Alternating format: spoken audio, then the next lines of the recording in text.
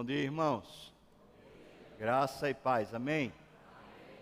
Seguimos na genealogia de Jesus, pensando que existem histórias feias a serem contadas e que Deus não deixa de contá-las.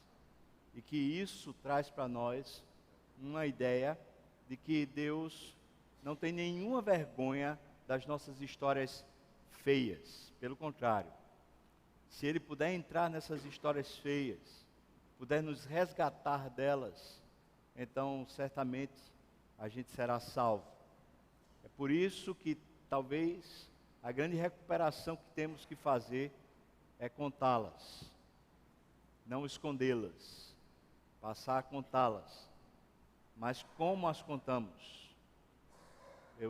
Pelo menos assim, em gabinetes pastorais, normalmente, a maneira como eu tenho escutado, quase que normalmente, geralmente, a maneira como eu tenho escutado as pessoas falarem dos seus percalços, das suas quedas, das coisas feias, é normalmente com algum sentimento de vergonha, mas um sentimento ainda maior do que a vergonha é o sentimento de vitimização. É como se a pessoa estivesse contando uma coisa feia e dizendo assim: olha, eu sei que eu sou culpado, mas nem tanto.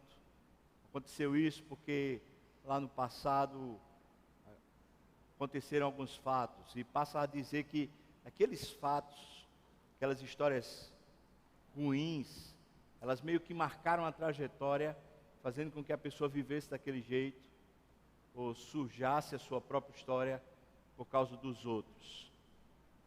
Quando a gente reage aos nossos pecados, às coisas feias que temos, quando a gente reage colocando a culpa no nosso passado, ou colocando a culpa nos outros, é como se a gente não estivesse enfrentando a realidade de quem somos. A gente prefere se esconder nos erros dos outros para justificar os nossos próprios erros.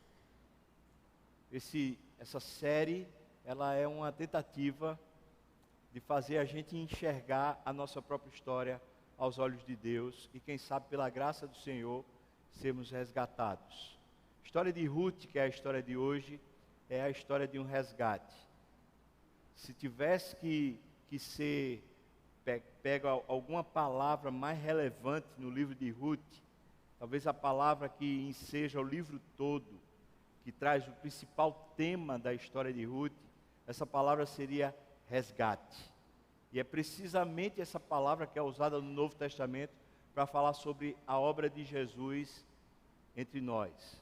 Ele nos resgatou do império das trevas. Ele nos tirou daquele lamaçal onde estávamos presos e nos colocou numa nova vida, numa nova perspectiva.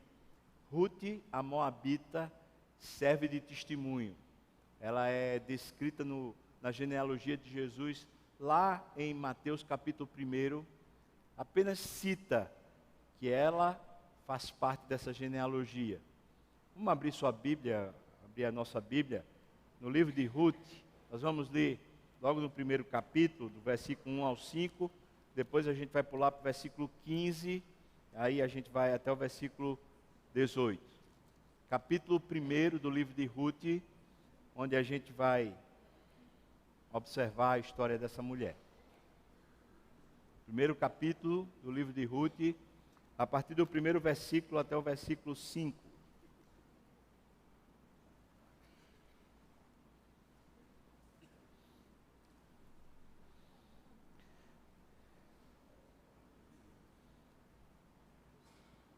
Ruth, capítulo 1, do primeiro versículo até o versículo 5. Vamos lá? Diz assim então a história dela. Nos dias em que julgavam os juízes, houve uma fome na terra, e um homem de Belém de Judá, só uma ressalva, Belém, a palavra Belém significa casa do pão, Beth-Helen significa isso, casa do pão. Então um homem lá da casa do pão, da padaria chamada Belém, lá de Judá, saiu a habitar na terra de Moabe. Ele foi com a sua mulher, tinha 2 filhos. Este homem se chamava Elimeleque, significa Deus é rei, ou o Senhor é rei. Elimeleque, e também a sua mulher, Noemi, doçura. Os filhos se chamavam Malom e Quilion. Eles eram efrateus, de Belém de Judá. Vieram à terra de Moabe e ficaram ali. Também mais um detalhe, Moabe é uma civilização, um povo que vem da descendência de Ló. Na verdade, vem de um incesto de Ló. Ló teve relação sexual com as suas duas filhas, depois que sua mulher morreu, e ele embriagado na caverna, então ele é levado pelas suas filhas a ter sexo, porque as suas filhas queriam ter filhos. Elas ficam grávidas do pai, e essa descendência que surge a partir de Ló chama-se Moabitas, aonde tanto Elimeleque como seus filhos e Noemi foram morar. Versículo 3 diz assim: morreu Elimeleque, o marido de Noemi, e ficou ela com seus 2 filhos. Então ela está amparada, está garantida. Vamos lá, dá para continuar vivendo. Versículo 4 diz: ambos se casaram com mulheres moabitas. Era o nome de uma órfã e o nome da outra era Ruth. E eles ficaram ali quase 10 anos. Aí o versículo 5 conta mais uma tragédia. Morreu também ambos, Malom, Quilion, ficando assim a mulher desamparada. A mulher que está falando aqui é Noemi. Noemi ficou desamparada dos seus 2 filhos e também ficou desamparada do seu marido. Dos versículos 6 até o versículo 14, a gente conta a história de Noemi tomando uma decisão. Vamos voltar para Belém. E ela fala com as suas noras, diz: olha, eu estou resolvida, eu vou voltar para lá, porque aqui eu vou morrer de fome, eu estou desamparada. E elas dizem: a gente vai com a senhora. Mas ela insiste dizendo para as suas noras: olha, fiquem aqui. Aqui é a terra de vocês, a família de vocês, a história de vocês. Eu volto para minha terra, onde eu vou encontrar meus parentes, quem sabe eu resolvo minha vida por lá.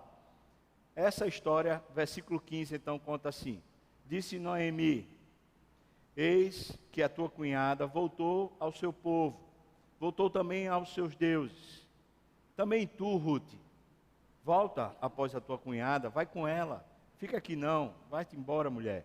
Versículo 16, disse, porém, Ruth: não me instes para que te deixe, não me obrigue a não seguir-te, porque aonde quer que fores, irei eu, e onde quer que pousares, ali pousarei eu.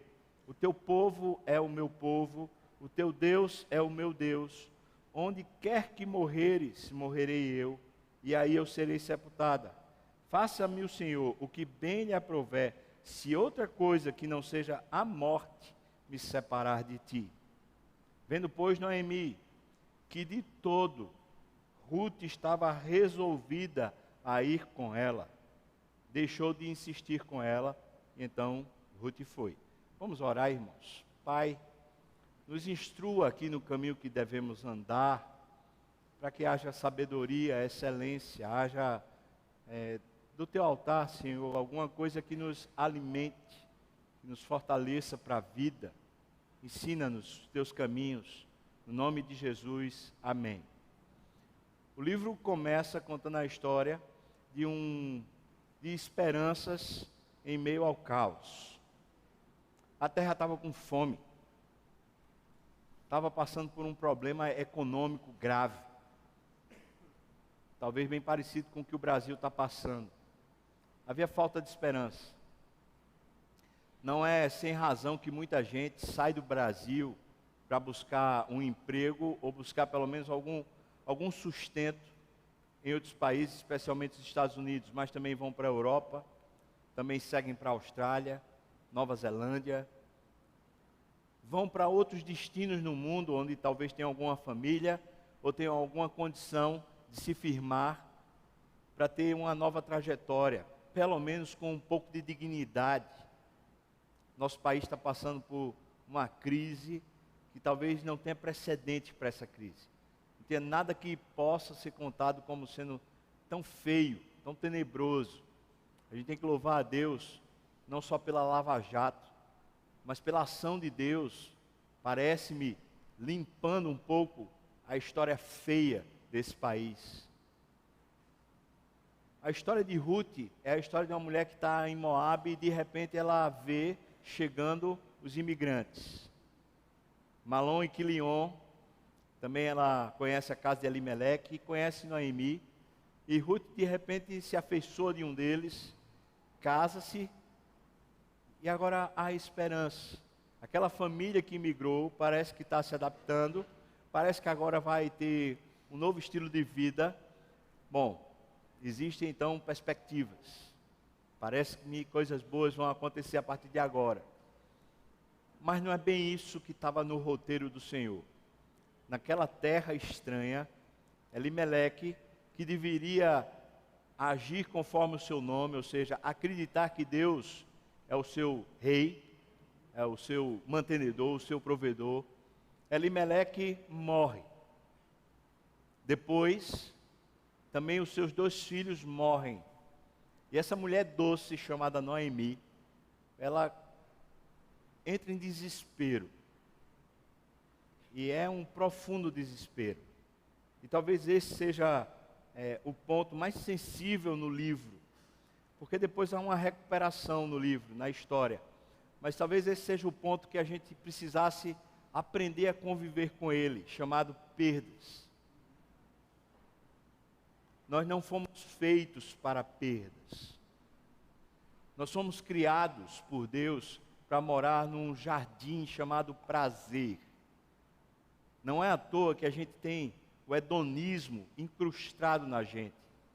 A gente quer prazer. A gente quer alegria. A gente quer vitórias. A gente quer prosperidade. Quem não quer? Quem não quer conforto? Quem não quer uma vida boa, onde o riso esteja largo, onde as coisas estejam prontas, onde exista esperança? Nós fomos criados e postos num jardim chamado prazer, Éden. A vida que Deus tinha preparado para a gente era a vida de prazer, delícias. E o salmista, no Salmo 16, faz questão de dizer: na tua presença, Senhor, há delícias perpetuamente. Na presença do Senhor, naquele jardim, a gente seria feliz para sempre.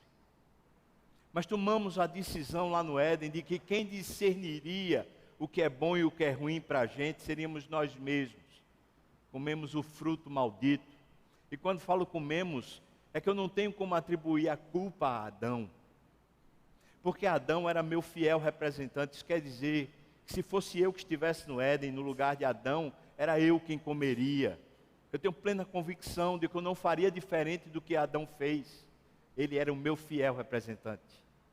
Sendo assim, eu sou culpado do pecado de Adão. E você também é. Nós resolvemos que poderíamos ser como Deus, conhecedores do bem e do mal, que a gente discerniria o que é bom para nós, sem que Deus pudesse mais opinar, sem que Deus pudesse ter mais consciência, uma consciência maior do que a nossa a respeito da vida. E Deus, quando viu que a gente estava de todo resolvido em viver a vida sem Ele, Ele disse: não dá mais para vocês viverem no prazer, porque agora quem define prazer são vocês, não eu. Então vocês precisam sair do meu jardim, precisam sair da minha presença, vocês precisam sair do prazer. E nós somos expulsos do prazer. O prazer que passa a ser perseguido, ele é alcançável em Deus. Mas a gente, quando foi expulso do Éden, foi posto um anjo com uma espada flamejante dizendo: olha, ninguém volta para aqui sem autorização. E a gente passou a perseguir, e a humanidade toda está crivada disso. Passou a perseguir o prazer perdido. Por isso Deus não nos fez para perdas. Não nos fez.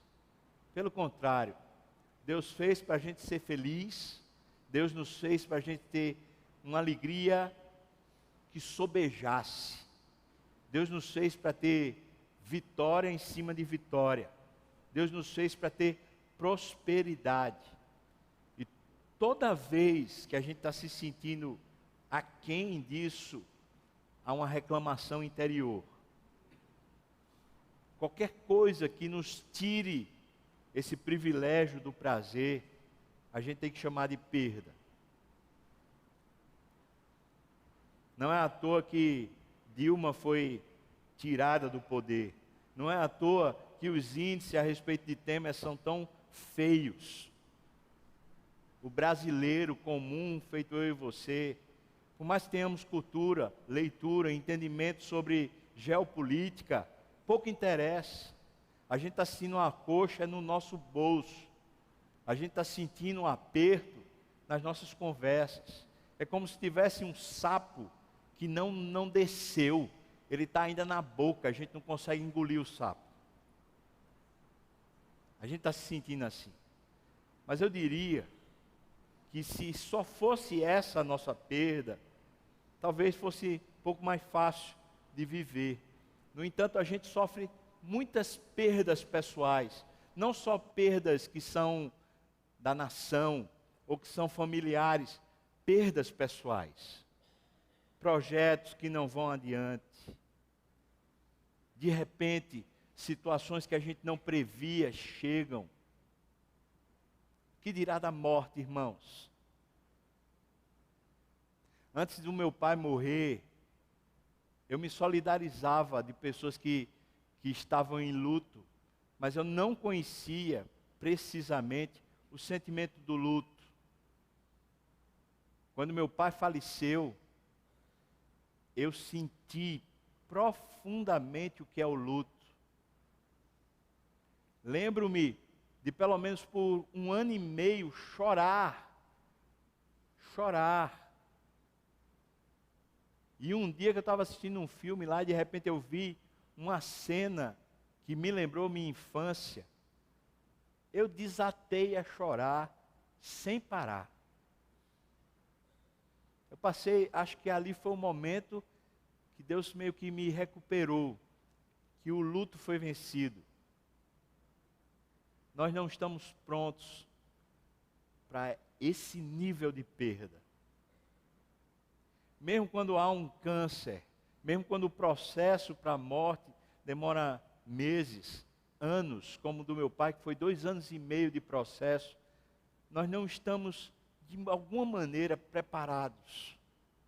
É como se houvesse ainda lá no nosso coração uma coisa, uma chama dizendo assim, não, mas vai se resolver. Não, mas vai se recuperar, vai vir um milagre, vai vir alguma coisa. Mas nós sofremos perdas. E Ruth sofreu a perda dela, perdeu seu marido. Ela é moça, nova. Seu marido também. Talvez ela tivesse menos preparada para a morte do que Noemi. Mas Noemi perde o marido e perde os filhos. E alguém já falou que nenhum de nós está preparado para ver seus filhos, ou sepultar seus filhos, ver seus filhos morrerem. Por isso, a leitura desse texto, logo no seu começo, gera na gente que está lendo com sentimento e não apenas com a cabeça, uma consternação profunda. A gente pensa assim, coitadinha dessas mulheres. E eu vou dizer para você, irmão, mais do que eu posso sentir, eu digo a você, Deus sente. Lá em Tiago fala que a verdadeira religião é cuidar dos órfãos e das viúvas. Órfãos são aqueles que perderam. Viúvas são aquelas que perderam. Se tem algum grupo de pessoas com os quais Deus faz questão de habitar, chegar junto, que Ele sente, são órfãos e viúvas. São pessoas que perderam. Porque Ele perdeu seu filho. E antes que houvesse história da humanidade, o seu filho foi morto por nós. Por isso, antes mesmo que os homens saíssem do Éden, Deus já sabia o que era perda. Deus já sabia a dor de ver um filho sendo sepultado. Ele sabe. E Ele habita com o contrito, com o abatido, com aquele que sofre. Ele habita. Se a gente acabasse a história aqui, talvez a gente pudesse simplesmente ficar nesse ambiente, calado e quieto. E faria muito bem para a nossa alma. Porque a Bíblia diz que é melhor estar na casa do luto do que na casa das festas. Porque na casa do luto, a gente descobre para onde todo homem vai. Estamos caminhando para a morte. E quando a gente se depara com esse quadro horrendo, a gente tem percepções de limites, de que a gente é temporal, de que a gente não domina a história, de que a gente é fraco, de que a gente é pequeno. E essas dimensões, essas proporções, quando vão ganhando o seu lugar no nosso coração, vão gerando uma nova dinâmica com Deus, vão gerando um novo funcionamento espiritual. A gente passa a depender mais de Deus, crer mais na suficiência de Deus do que na nossa própria. Poderíamos parar aqui e dizer, essa é a lição, ou a mensagem que Deus quer que sejamos confortados, confrontados, sejamos tratados. E talvez você que sofreu perda recente, ainda no luto, ainda com o coração sangrando, você possa dizer, eu preciso aprender. Eu preciso sentir o consolo, o conforto, esse poder de Deus que ressuscita a alma da gente lá dos mortos. Eu preciso disso. E eu quero dizer para você, Ele vem para te salvar. Ele vem para te salvar. Para te pegar pela mão, para te abençoar, para te fazer forte. Mas irmãos, olha, chega uma hora que o luto tem que passar. E a história de Ruth, conquanto pareça ser imediato, a história de Ruth não é a história de alguém que o resto da vida viveu em função da perda. Por isso eu preciso dizer para você, que conquanto seja duríssimo, não estejamos preparados jamais. Há uma resiliência dada por Deus a cada um de nós. Existe uma têmpora preparada dentro de nós para suportar e para vencer as tragédias. Já não se fala muito da Chapecoense. Porque assim, a gente precisa, algum momento, virar a página. Em algum momento a gente precisa dizer, tem um dia de amanhã, eu preciso sair para a vida.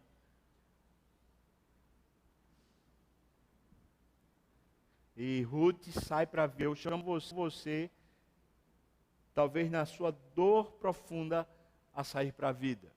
Se você não teve perda de luto, mas teve outras dimensões de perda, perda financeira, não tem como comparar, mas dói. Talvez você teve perda, você era de uma cidade e foi para outra cidade. Talvez você teve perdas nas suas lógicas, nos seus processos. Você falou, estava indo de tal forma e de repente tudo como se fosse um maremoto, pá, acabou.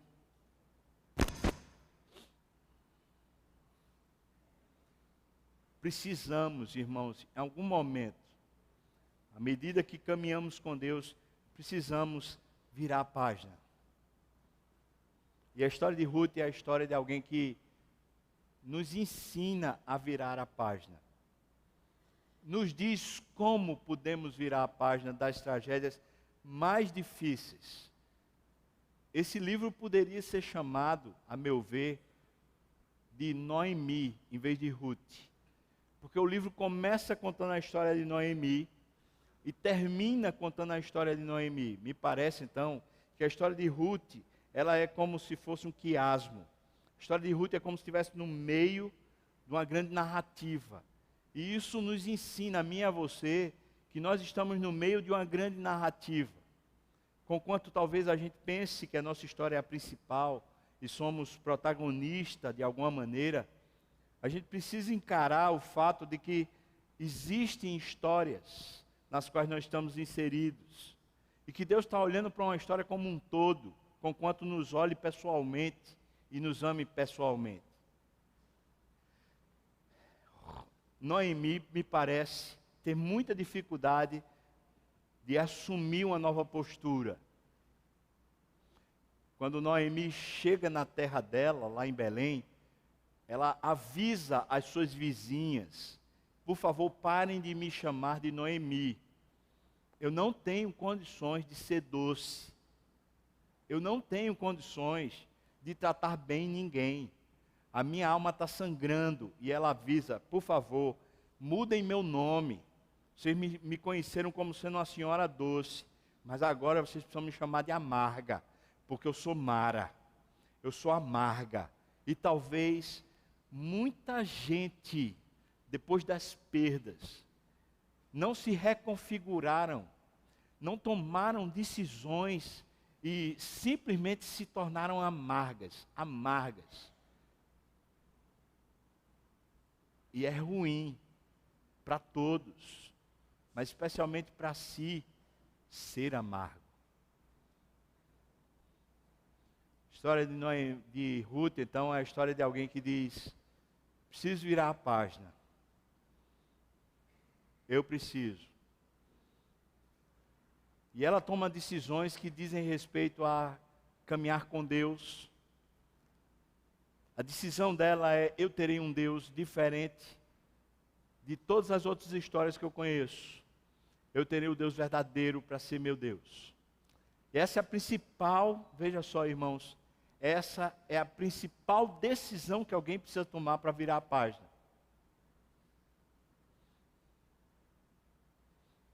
Meu Deus me suprirá. Meu Deus me suprirá. Mas em que me suprirá, pastor? Vai suprir o buraco que ficou emocional, a perda que eu tive. O senhor não sabe, o senhor não tem dimensão. Mas eu vou dizer para você, Noemi teve. E quando Noemi resolveu que Deus supria, Deus supriu. Essa é uma decisão nossa. A gente pode viver lamentando, a gente pode viver se queixando, a gente pode viver no passado, preso, como se estivéssemos debaixo de uma condenação. Aqueles que eram os dias felizes, aquilo que era a história para eu viver, aquela que era a minha oportunidade, aquilo que foi as circunstâncias ideais, mas essas agora, isso aqui é uma coisa terrível, eu estou rejeitando, eu repugno, eu quero é fora de mim. Precisa tomar decisões. Ruth traduz sua decisão para Noemi. E esse texto que é dito por Ruth para Noemi é um dos mais lindos da Bíblia. E alguém já chamou de discipulado.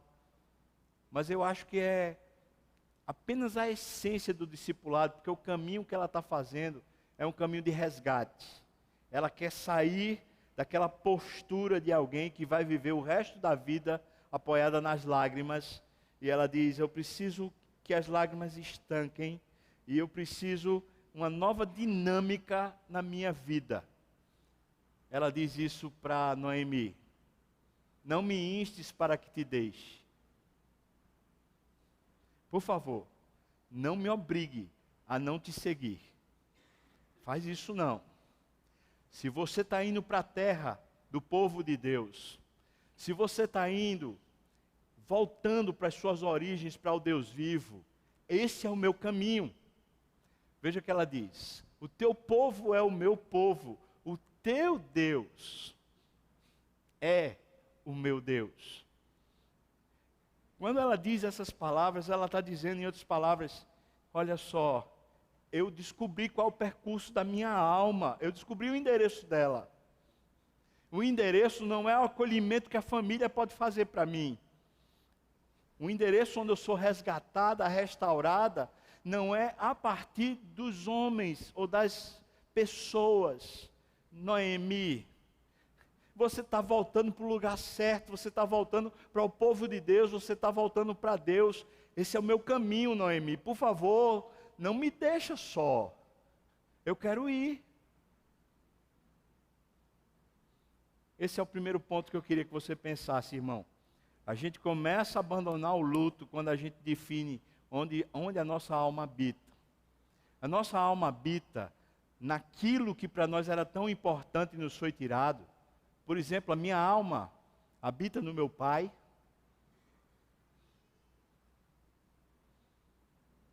Sua alma habita no seu marido que foi, ou sua esposa que foi. Sua alma habita no emprego que perdeu. Sua alma habita em alguma coisa que foi tirada de você. Se sua alma habita lá, então está justificado o resto da vida que isso continue a lhe destruir, a sangrar.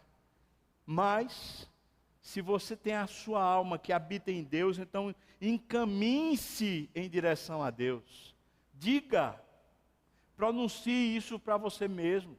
Pronuncie isso para a alma, para que a sua consciência saiba. Eu estou deixando esse ponto, eu estou deixando essa crise, eu estou abandonando esse barco, o barco da lágrima, o barco do sofrimento, estou abandonando ele, eu vou em direção a uma coisa mais forte, mais alta, mais poderosa, mais amorosa, mais gentil, que tem consolo para mim, eu estou indo em direção a Deus.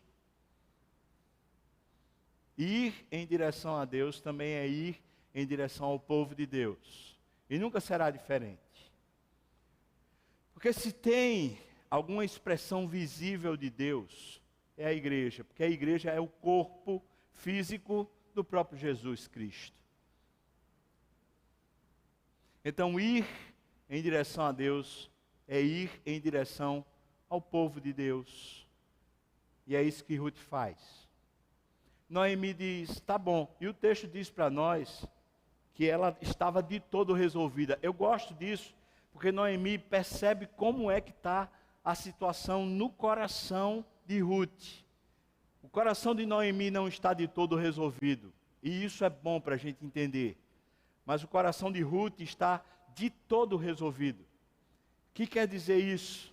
Quer dizer que ela passou por um processo pessoal, interior, onde as coisas precisaram ser resolvidas.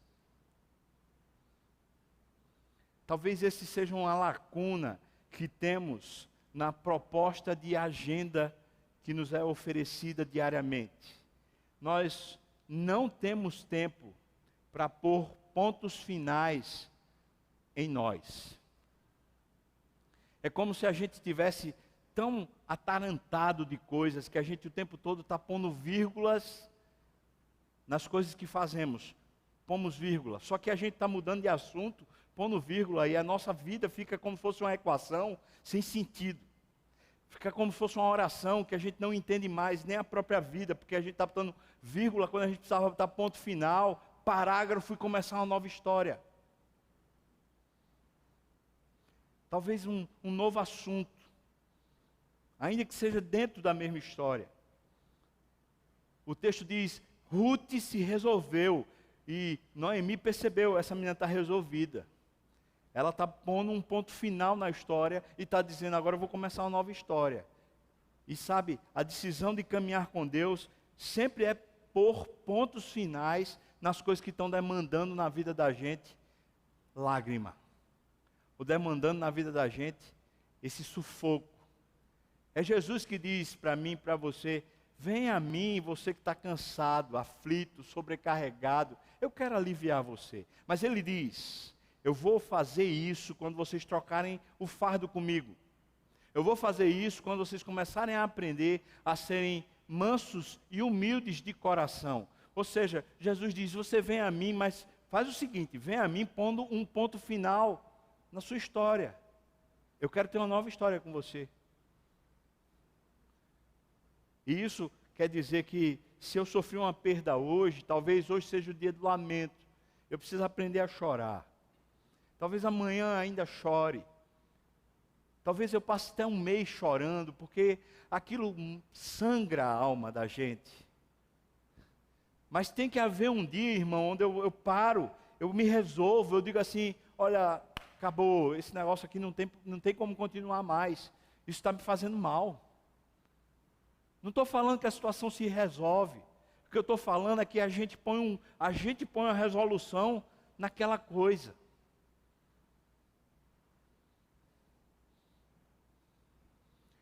Ruth, chegando na terra de Belém, diz, eu vou sair ao campo, eu vou pegar espigas. Rebuscar, a palavra é essa. Na verdade, ela está decidida a se tornar uma serva. Vou usar a expressão talvez mais difícil. Ela resolveu ser um substrato, uma camada ainda mais embaixo do que a camada da pobreza. Em outras palavras, ela caiu de nível social, muito, mas ela está resolvida. Ela diz, não dá mais para viver como rica, não dá mais para viver como uma vida que eu sonhava. Então, eu vou descer a minha escala social. E veja, ela não está sendo apenas uma serva, ou seja, ela não está empregada. É pior do que isso. Ela está desempregada e está fazendo biscate, ela está fazendo o que ela pode para sobreviver. Ela está dizendo assim, eu estou abaixo da linha. Ninguém nem me vê socialmente. Se fizerem uma pesquisa social, ninguém me acha, porque eu estou na informalidade, eu estou sem condição nenhuma. Eu estou de baixo. Mas ela está resolvida. Ela sai, pega, traz para a sua sogra, sua ex-sogra, ela diz, olha, eu trouxe aqui algum mantimento para a gente se virar, para a gente comer. É pouco, mas é o que eu tenho. Mas lá, enquanto ela está rebuscando as espigas, ela está vivendo com o que dar, ela se encontra com um homem chamado Boaz. E Boaz ouve falar, e isso é impressionante, ouve falar que essa mulher Ruth é uma mulher diferenciada, cheia de virtude, uma mulher virtuosa, uma mulher assim, daquelas que impacta, não necessariamente pela beleza, mas ela é impactante, porque convivendo com ela, sai coisa boa dela. A alma dessa mulher é boa. Existe virtude saindo dela. Então, essa mulher diferenciada, ela faz bem para quem convive com ela. E Boaz diz, eu ouvi falar de você. Todo mundo fala que você é uma mulher virtuosa. Faça o seguinte, não vá buscar em outro campo não. Busca aqui mesmo entre nós. E Boaz diz mais para ela. Eu vou dizer uma coisa para você. Eu sei o que você está fazendo com a sua sogra. Ex-sogra, na verdade. Eu sei que você está cuidando dela quando nenhum de nós aqui está cuidando dela. Eu queria dizer uma coisa para você, Ruth. E ele diz isso. O Senhor retribua o teu feito e seja cumprida a tua recompensa do Senhor. O Deus de Israel, sob cujas asas viestes buscar refúgio. O que Boaz discerne é que a bondade que Ruth começa a viver já é fruto de uma resolução dela de buscar ao Senhor. A Bíblia diz que Deus é o manancial das águas vivas. E aquele que está em Deus, aquele que resolve ter a sua alma habitando em Deus, daquele lugar, daquela alma, do seu interior, fluirão rios de água viva. E Boaz está dizendo isso. Eu já soube, Ruth, que você é uma mulher diferenciada, que você é uma bênção. Também soube do que você está fazendo com a sua sogra. E eu queria aplaudir você. Mas não só lhe aplaudir, não só lhe elogiar. Preciso dizer para você, Deus está vendo. Eu quis dizer isso para você também, irmão, hoje. Deus está vendo o seu coração. Deus está vendo as suas atitudes, o seu altruísmo, a sua generosidade, o seu coração compassivo. Deus está vendo a sua atitude interior. E conquanto talvez ninguém esteja aplaudindo, Deus do céu está dizendo, rapaz, eu vou retribuir, eu vou recompensar, eu vou abençoar essa pessoa. Não passa desapercebido a Deus. Deus olha, vê e diz: ah, eu gosto desse negócio, eu gosto de gente assim, de gente que está passando pelo moído, está passando pela desgraça, mas não está em autocomiseração, pelo contrário, está brotando dentro de si vida abundante. Eu gosto de gente assim. E Boaz faz essa leitura. O texto segue, quando ela chega de volta em casa,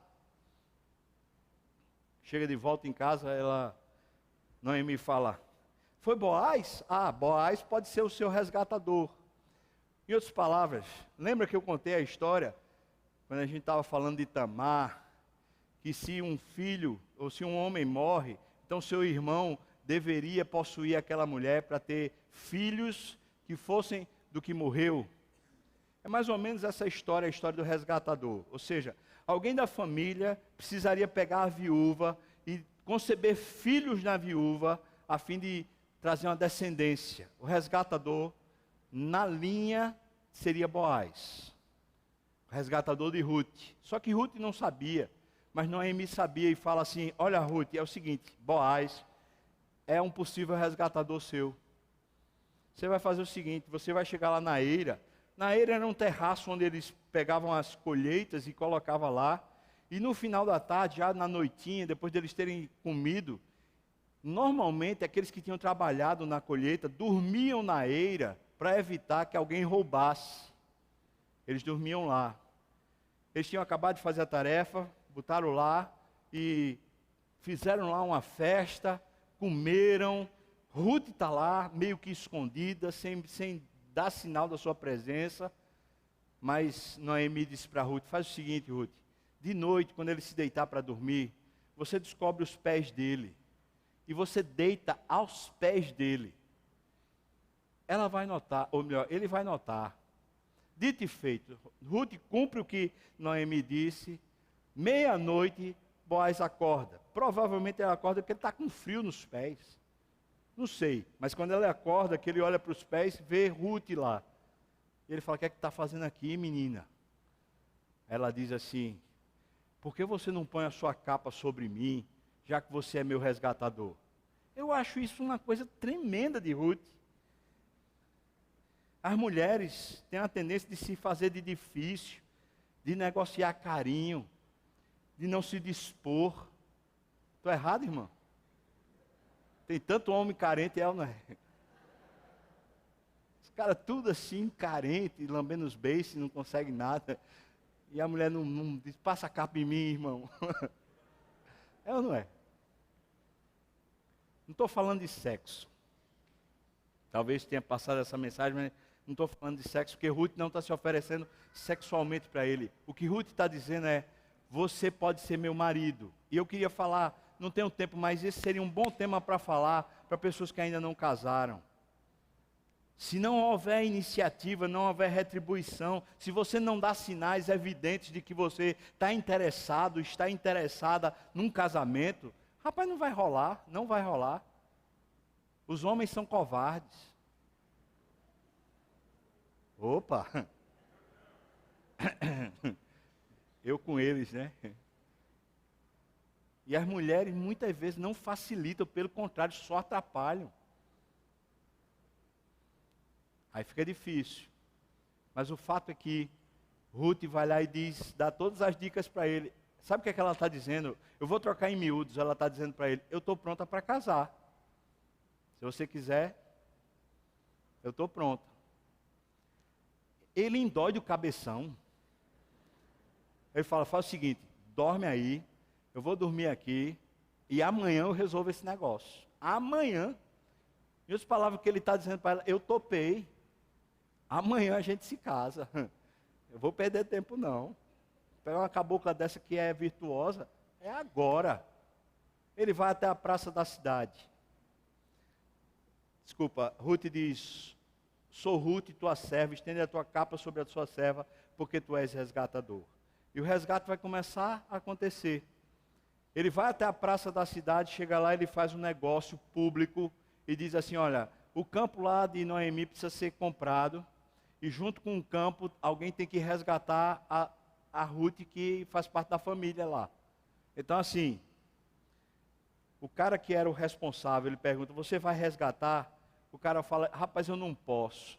Porque se eu comprar o terreno e tiver que conceber em Ruth algum filho, eu vou me encrencar na minha família, eu já tenho esposa, é melhor não. Aí Boaz fala, era isso que eu esperava. Oh, é hoje, é ou não é? Então vamos assinar aqui o contrato. E eles fazem isso da maneira da época, que era trocando sandálias, era como se estivesse assinando um documento, fica tudo legalizado, público, está publicado, o casamento agora pode ser realizado, então diz isso.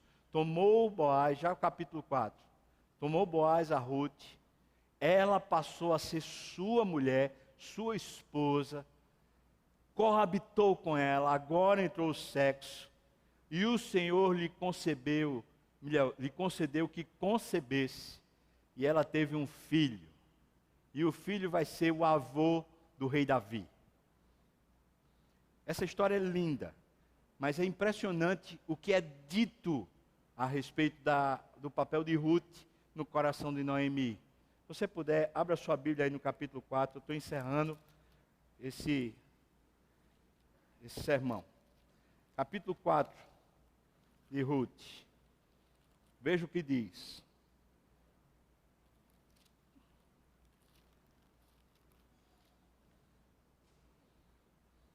A partir do versículo 13 até o versículo 17. Assim tomou Boaz a Ruth, e ela passou a ser sua mulher, coabitou com ela, e o Senhor lhe concedeu que concebesse e teve um filho. Então as mulheres disseram a Noemi, seja o Senhor bendito que não deixou hoje de te dar resgatador, o neto.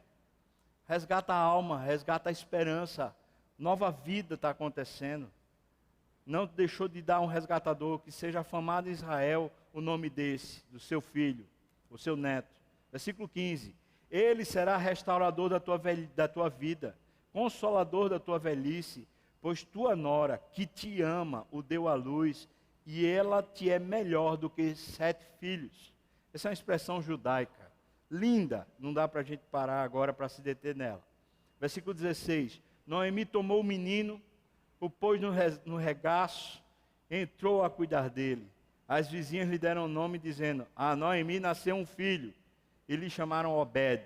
Esse é o pai de Jessé, que é o pai de Davi.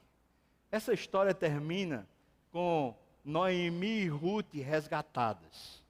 A alma delas sobreviveu à perda, daquelas mais cruentas, porque em algum momento elas tomaram a definição de que habitariam no Senhor e não no sofrimento. Em algum momento elas foram se resolvendo. Se não dá mais para ter aquela vida que eu tinha, agora eu vou ter uma vida diferente. Foram se adaptando ao movimento do Espírito. E de repente estão ambas resgatadas. Noemi e Ruth. Conviver com Deus é isso. Porque Jesus Cristo desceu do céu, veio a mim e a você no Natal, para que aqui na terra, vendo o que é perda, vendo o que é sofrer, Ele pudesse se compadecer de mim e de você. E o texto de Hebreus diz isso. Ele sabe o que é sofrer. Ele sabe. E Ele é o nosso resgatador.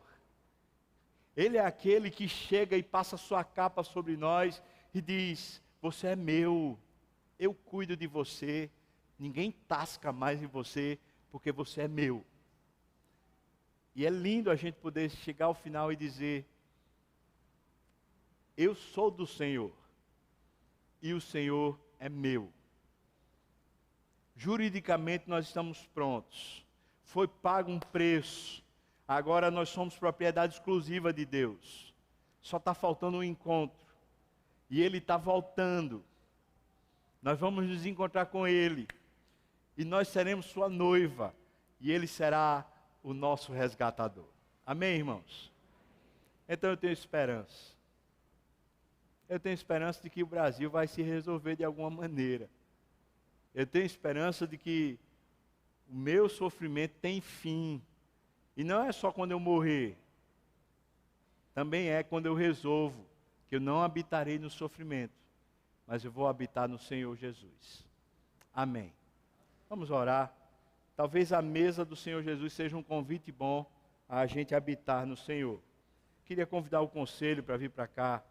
Enquanto você ora, diz para Deus: Senhor, eu quero habitar no Senhor, quero conhecer o Senhor, desfrutar, provar do Senhor. O Senhor é bom. Eu queria convidar o conselho para a gente participar dessa ministração da ceia.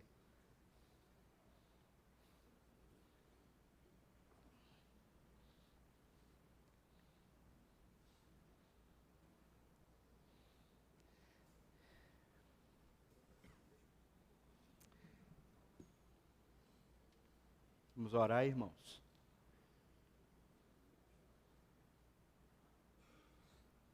Senhor Jesus, nós reconhecemos que o Senhor veio nos tomar para si mesmo e que hoje nós podemos ser Deus, só Deus. Ó Deus, o Senhor sabe como fazer para as lágrimas cessarem.